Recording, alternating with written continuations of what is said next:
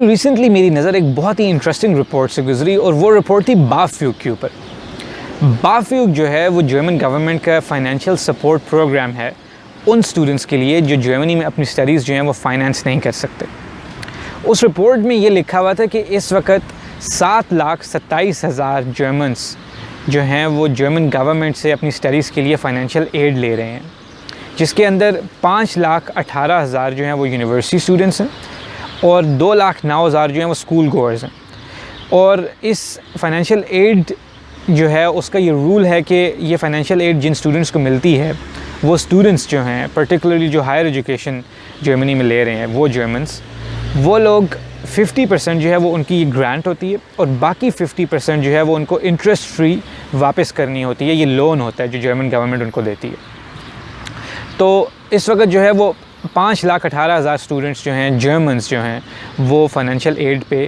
Universities में पढ़ाई कर रहे हैं, जिसका मतलब ये है कि जो 5,18,000 जर्मन फैमिलीज़ हैं वो अफोर्ड नहीं कर सकती अपने बच्चों को जर्मनी के अंदर ही एजुकेशन दिलवाना, क्योंकि ये तो हमें पता है कि जर्मनी में जो पब्लिक एजुकेशन है वो ट्यूशन फ्री है, लेकिन जो लिविंग एक्सपेंसेस हैं, जो आपका रूम रेंट या जो फूड एक्सपेंडिचर्स होते हैं वो तो पे करने होते हैं।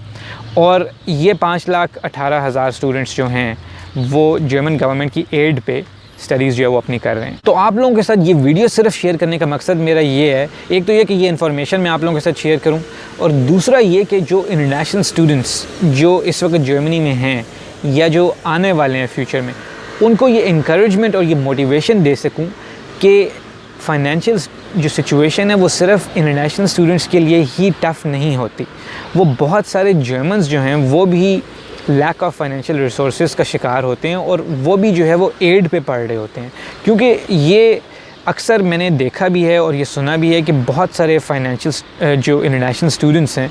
उनके जो है वो फाइनेंशियल कंस्ट्रेंट्स होते हैं। इवन दो कि वो अपना ब्लॉक्ड अकाउंट ओपन कर भी लेते हैं, लेकिन बहुत सारे लोगों ने वो पैसे भी बड़ी मुश्किल से अरेंज किए होते हैं, किसी ने लोन लेके, किसी ने किसी और से लेके। तो वो स्टूडेंट्स जो हैं वो काफ़ी ज़्यादा स्ट्रेस में होते हैं हर वक्त के, यार हमारे ऊपर फाइनेंशियल बर्डन है और हमने साथ अपनी पढ़ाई भी करनी है। तो सिर्फ उनको मैं ये इंकरेजमेंट देना चाह रहा हूँ कि जो जर्मन्स हैं वो भी एक्चुअली इसी सिचुएशन में ही पढ़ रहे होते हैं, वो भी जो है वो साथ साथ पार्ट टाइम जॉब्स कर रहे होते हैं विद इन यूनिवर्सिटी या आउटसाइड द यूनिवर्सिटी। और ये तो बहुत सारी स्टडीज़ और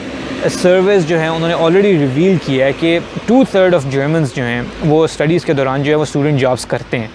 तो जो इंटरनेशनल स्टूडेंट्स हैं वो भी यहाँ के जॉब्स करते हैं, जो कि अच्छी बात भी है। तो मैं सिर्फ ये कह रहा हूँ कि देखें, आप लोग ये एक होप रखें कि आप लोगों की तरह जिनके फाइनेंशियल कंस्ट्रेंट्स हैं और भी बहुत सारे लोग हैं, और वो सिर्फ इंटरनेशनल स्टूडेंट्स को ही फाइनेंसेस का मसला नहीं हो सकता, वो जर्मन्स को भी ये मसला होता है।